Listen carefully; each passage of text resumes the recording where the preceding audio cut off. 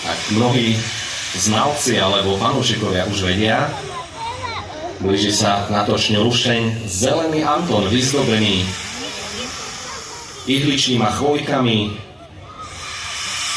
A náš oslávenec dnešný, neviem, či ste všetci vedeli, prichádza na točňu Zelený Anton.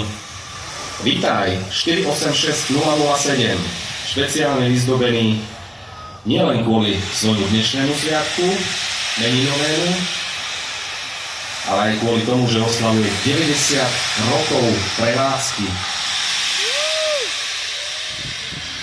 Nie je divo, že si dáva na čas, aby sme si ho vychutnali.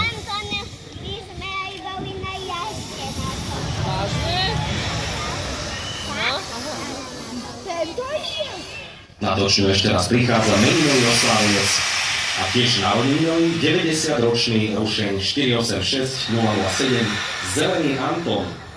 Je to jeden z najvzácnejších a najvýznamnejších rušňov uličných prevádzky sotných v Európe. Oproti ostatným je to rýchlikový párny rušeň. Bol vyvinutý špeciálne na ťažké osobné rýchlikové vlaky. To znamená veľa osobných vozňov. Jeho približný výkon je 2250 konských síl. Na párny rušeň veľmi obdivuhodné číslo. Predstavuje jeden z najsilnejších strojov